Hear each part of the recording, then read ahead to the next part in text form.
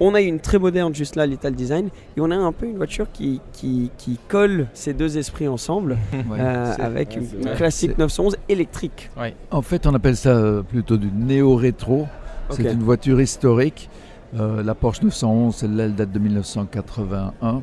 Voiture qui était entièrement restaurée, refaite. Donc on a pris la voiture normale et on a sorti le moteur, la boîte de vitesse, et on a remplacé ça par un équipement totalement électrique.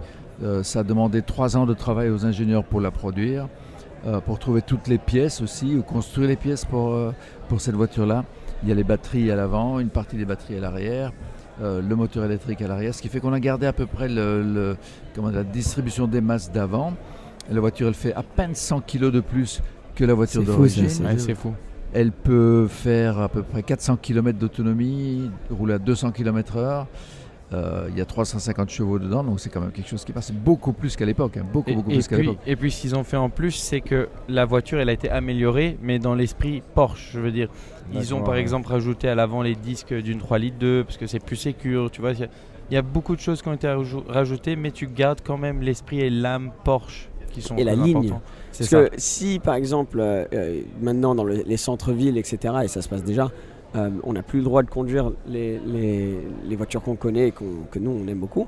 Imagine pouvoir arriver au restaurant avec cette voiture, la beauté de ça, et de pouvoir continuer. Ce qui est beau, c'est qu'ils ont réussi parce que d'habitude quand tu construis une voiture, je présume que tu fais le moteur et après tu fais la carrosserie, etc. et tu vois comment tu places ton moteur.